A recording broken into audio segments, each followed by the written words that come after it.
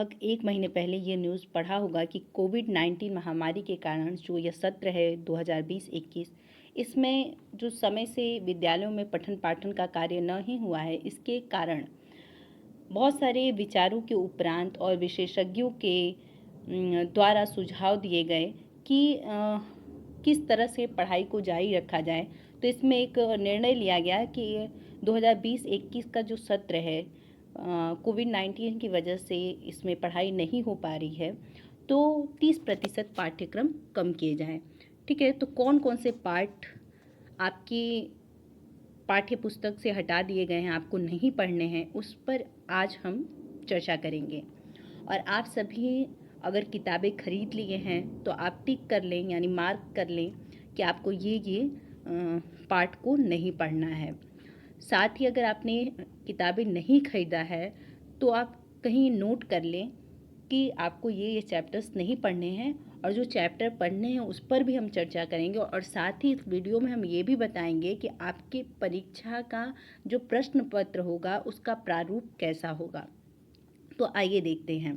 जैसा कि आपने पहले ही देख लिया कि हिंदी, ये साहित्यिक हिंदी वाले बच्चों के लिए है, इसी में आगे हम सामान्य हिंदी के बच्चों के लिए भी चर्चा करेंगे।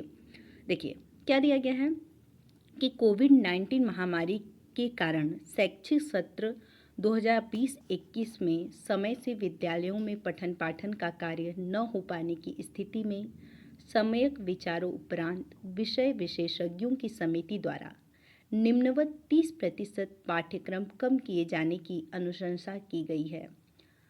देखिए कौन से पाठ कम किए जा रहे हैं। गद्य हेतु निर्धारित पाठ्यवस्तु में जैनेन्द्र कुमार का भाग्य और पुरुषार्थ आपको इस वर्ष नहीं पढ़ना है। साथ ही आपका 7वां चैप्टर था निंदा रस, जो कि हरिशंकर परसाई द्वारा लिखित यह चैप्टर था, तो इसे भी आपको नहीं पढ़ना है। यानी 2 चैप्टर गद्य से आपके हटा दिए गए हैं इस सत्र के लिए बस। आगे देखिए, कथा साहित्य हेतु निर्धारित पाठ्य वस्तु में भीष्म साहनी का खून का रिश्ता आपको नहीं पढ़ना है, और साथ ही लाटी जो कहानी है शिवानी जी द्वारा रचित, इसे भी आपको नहीं पढ़ना है। यानी पाठ 1 और पाठ 3 की कहानी को भी इस सत्र के लिए हटा दिया गया है। अब देखिए काव्य हेतु निर्धारित पाठ्य वस्तु में आपको क्या क्या नहीं पढ़ना है। दूसरा जो चैप्टर था उद्धव प्रसंग, वो आपको नहीं पढ़ना है। मैथिली शरण गुप्त का गीत नहीं पढ़ना है। मैथिली शरण गुप्त का जो कैकेयी का अनुताप है उसे आपको पढ़ना है, मगर गीत नहीं पढ़ना है। जयशंकर प्रसाद का गीत हटा दिया गया है। साथ ही सूर्यकांत त्रिपाठी निराला का संध्या सुंदरी आपको नहीं पढ़ना है। सुमित्रा नंदन पंत का परिवर्तन नहीं पढ़ना है। रामधारी सिंह दिनकर का पुरुरवा और उर्वशी नहीं पढ़ना है। और विविधा के चैप्टर में मधु की एक बूंद, बूंद टपकी एक नभ से, मुझे कदम कदम पर, चित्रमय धरती, सांझ के बादल, इन चैप्टर्स को आपको नहीं पढ़ना है। कौन कौन से चैप्टर्स नहीं पढ़ने एक बार देख लीजिए। दूसरा उद्धव प्रसंग, और चौथा में कैकेयी का अनुताप पढ़ना है, परंतु उसी में एक गीत दिया गया है जिसमें उर्मिला के विरह वर्णन को दर्शाया गया, इसे आपको नहीं पढ़ना है। 5वां जयशंकर प्रसाद का गीत आपको नहीं पढ़ना है। सूर्यकांत त्रिपाठी निराला का संध्या सुंदरी नहीं पढ़ना है। सुमित्रा नंदन पंत का परिवर्तन नहीं पढ़ना है। रामधारी सिंह दिनकर का पुरुरवा उर्वशी नहीं पढ़ना है। और विविधा में मधु की एक बूंद, बूंद टपकी एक नभ से, मुझे कदम कदम पर, चित्रमय धरती, सांझ के बादल, ये सभी चैप्टर्स नहीं पढ़ने हैं। अब देखिए संस्कृत दिग्दर्शिका में आपको क्या क्या नहीं पढ़ना है। संस्कृत दिग्दर्शिका में भोजस्य औदार्यम नहीं पढ़ना है और ऋतु वर्णम नहीं पढ़ना है। साहित्यिक हिंदी के बच्चों के लिए हम बता रहे हैं, यानी पहला और चौथा चैप्टर आपको नहीं पढ़ना है। अब देखिए खंड ख से क्या क्या हटा दिए गए हैं।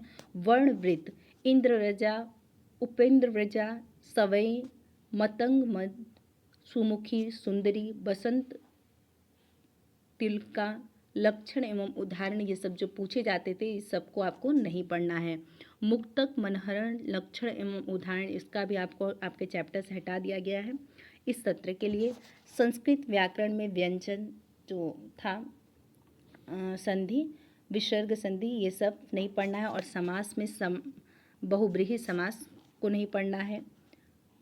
शब्द रूप में राजन, जगत, सरित, सर्वनाम में सर्व, इदम, यद को हटा दिया गया है। धातु रूप में दा, कृत, चूर, प्रत्यय में कृत, तव्य, अन्यर, त्वदित में वस्तु, विभक्ति परिचय में इतनी चीज़ें आपसे हटा दी गई हैं। अब देख लीजिए कि उपर्युक्त के अनुक्रम में 70% का पाठ्यक्रम निम्नवत है।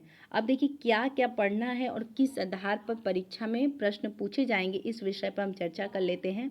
देखिए पहला क्या है, खंड क में अंक 50 के होंगे, यानी पूर्णांक 100 का पेपर होगा। और खंड क में जो 50 अंक के लिए क्या क्या पूछे जाएंगे, इसके विषय में कहता है कि हिंदी गद्य का विकास, गद्य की पाठ्य वस्तु पुस्तक में दिए गए पाठों पर आधारित विभिन्न कालों में गद्य की भाषा संरचना, विधाओं में परिवर्तन, युग प्रवर्तक लेखकों का योगदान एवं प्रमुख रचनाएं, वस्तुनिष्ठ प्रश्न जो आते हैं वो 5 अंक के गद्य से आएंगे।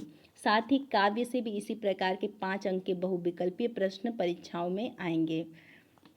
अब देखिए पाठ्यक्रम में निर्धारित गद्यांशों पर आधारित 5 प्रश्न पूछे जाएंगे, जिसके लिए निर्धारित अंक 10 होंगे। और इसी तरह से पद्यांशों पर आधारित 5 प्रश्न पूछे जाएंगे, जिसके लिए निर्धारित अंक 10 होंगे। इसी के साथ संकलित गद्य के पाठों के लेखकों का साहित्यिक परिचय, जीवनी, कृतियाँ तथा भाषा शैली आपको लिखनी है 80 शब्द में, इसके लिए 5 अंक निर्धारित होंगे। इसी तरह से काव्य सौष्ठव, कवि परिचय यानी कि पद्यांश के कवि का परिचय, काव्य सौष्ठव, कृतियाँ, साहित्यिक विशेषताएं, यह भी आपको 80 शब्द में लिखनी है, इसके लिए भी 5 अंक निर्धारित होंगे। खंड काव्य में आपको 80 शब्द सीमा के अंतर्गत खंड काव्य की विशेषताएं बतानी होंगी, या किसी पात्रों का चरित्र चित्रण करना होगा, या प्रमुख घटनाओं पर आधारित प्रश्न पूछे जाएंगे। इसके लिए कोई एक प्रश्न इससे संबंधित पूछे जाएंगे, जिसके लिए 5 अंक निर्धारित होगा। ठीक है, यानी 50 अंक में इतनी चीज़ें पूछी जाएंगी। इसे आप एक बार अच्छे से लिख लें या समझ लें। अब देखिए खंड ख में आपको क्या क्या पूछा जाएगा। खंड ख में पठित पाठ्य पुस्तक के निर्धारित पाठों के संस्कृत गद्य का संदर्भ सहित हिंदी अनुवाद 7 अंक का पूछा जाएगा।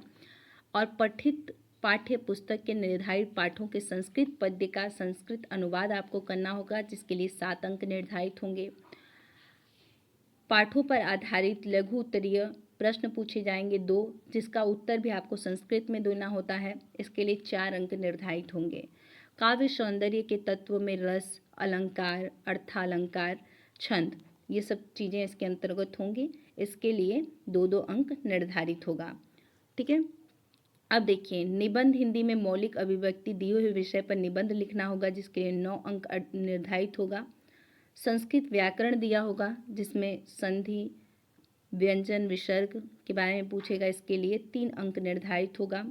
समास में अव्ययी भाव समास और कर्मधारय समास पूछेगा, जिसके लिए 2 अंक निर्धारित होगा। शब्द रूप में संज्ञा, आत्मन एवं नामन का पूछेगा, जिसके लिए 2 अंक निर्धारित होगा। ठीक है, यह सब चीज़ें आपसे पूछी जाएंगी, यानी त्वदित प्रत्यय, विभक्ति परिचय, हिंदी वाक्यों का संस्कृत में अनुवाद, 2 वाक्य दिए होंगे जिसका संस्कृत में अनुवाद करना होगा, इसके लिए भी 4 अंक निर्धारित होगा। अब देखिए आपको कौन कौन सी चीज़ें पढ़नी हैं गद्य में, इसके विषय में जान लेते हैं। गद्य हेतु निर्धारित पाठ्य वस्तु में क्या क्या इस साल आपको पढ़ना है, तो आपको राष्ट्र का स्वरूप पढ़ना है, कन्हैया लाल मिश्र प्रभाकर जी का रॉबर्ट नर्सिंग होम पढ़ना है, डॉक्टर हजारी प्रसाद द्विवेदी का अशोक के फूल पढ़ना है, पंडित दीनदयाल उपाध्याय का सिद्धांत और नीति के संपादित अंश पढ़ने हैं, प्रोफेसर जी सुंदर रेड्डी का भाषा और आधुनिकता पढ़ना है, डॉक्टर एपीजे अब्दुल कलाम का तेजस्वी मन के संपादित अंश इस बार आपको पढ़ने हैं। यानी ये इतने चैप्टर्स आपको इस बार पढ़ने हैं, यानी गद्य में 5 चैप्टर आपको पढ़ने हैं। 6 चैप्टर आपको पढ़ने हैं। अब देखिए काव्य हेतु निर्धारित पाठ्य वस्तु में कौन कौन से चैप्टर आपको पढ़ने हैं। काव्य में आपको प्रेम माधुरी यमुना छवि पढ़ना है, जगन्नाथ दास रत्नाकर का गंगा अवतरण पढ़ना है। इसमें एक और चैप्टर है जगन्नाथ रत्नाकर जी का ये उद्धव प्रसंग, जिसको कि आपको नहीं पढ़ना है।